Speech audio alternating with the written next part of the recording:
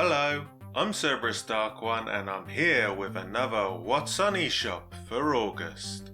I'll be covering both Switch 1 and Switch 2 games, all of which will be playable on the Switch 2. There's also a dual chart later and a look at the partner showcase. But first, let's focus on some low-priced new releases.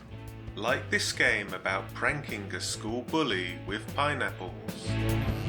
Or a weird party game, a Suffer Guys. A 1 to 4 player co-op story or competitive arena game where guys with elongated necks stretch, bite and swing themselves about. Looks like a fun little thing with a bunch of mates. As the minimalist city builder returns, Islanders New Shores, the sequel to the 2021 game with new features, 50 unique levels, 44 building types and 6 diverse biomes with free content updates to follow. It kinda looks nice. As does Morgan Metal Detective, a cozy first-person metal detector game where you explore a beautiful Cornish island and reunite the residents with the items they've lost. It's amazing how big the cozy genre has become. Now a Switch 2 exclusive game, Dear Me, I Was. A short and simple interactive story about the life of a woman.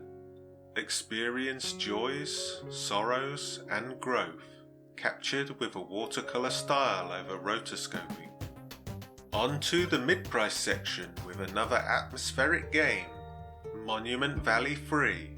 The first 2 games were released on Switch back in April as ports, but this is the first new game in the geometric puzzle series, and I think we found our unofficial theme for the month, island-based cozy games. Does this count as an island? The Wandering Village? A city builder where your settlement can only survive on the back of a colossal wandering giant in a post-apocalyptic world of poisonous wasteland spores and parasites. Will you protect this giant creature as you develop your own survival? This is a really interesting concept. The Rhythm Strategy Patapon Replay includes both the first and second games originally made for the PSP. Simple controls to send the little patapons into battle with the beat of the drum, and new quality of life features have been added. It looks like a fun game, one of those types that you really get into. No Sleep for Konami Dante, available for both Switch 1 and Switch 2, no upgrade option though. I don't know what this game is about, but it looks real interesting, like a mashup of different game types.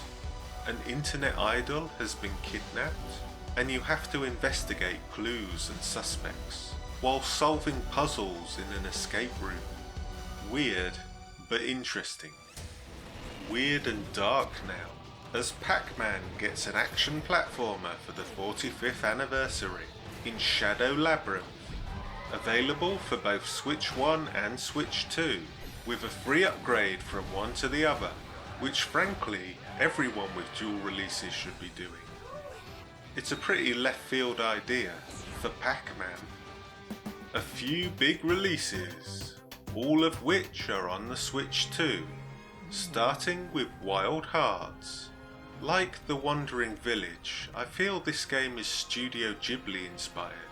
It's basically a Monster Hunter style game with online play, where giant creatures have been poisoned by nature, and it's one of few Switch 2 games that has a demo.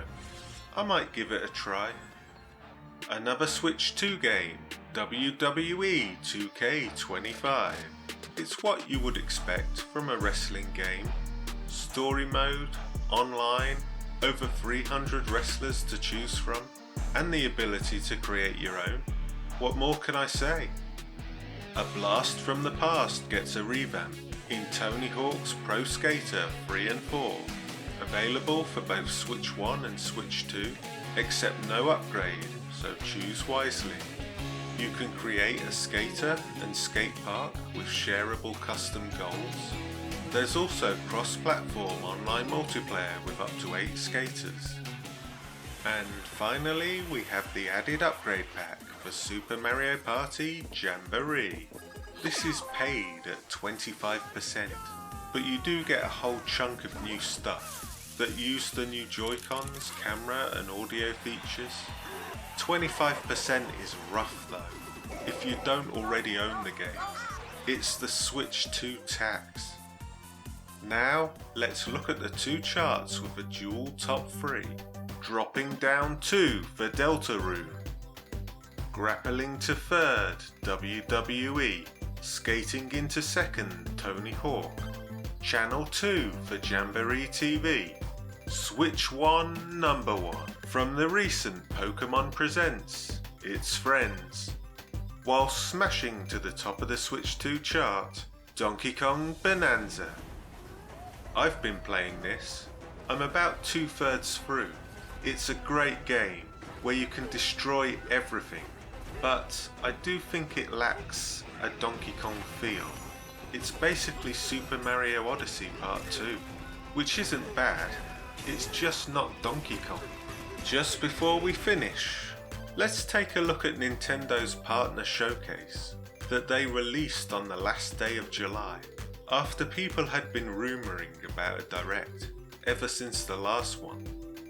There's a new Monster Hunter Stories game, which seems to be taking a Fire Emblem arc in storytelling.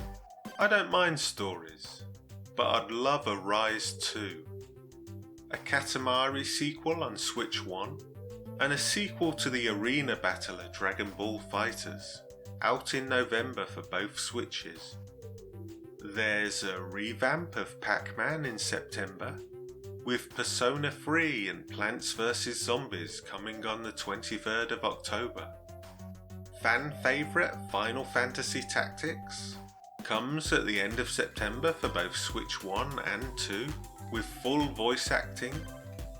Apex Legends free-to-play comes to Switch 2 on the 5th. A dual set of 2D HD games by Square Enix, Elliot and Octopath Traveler 0.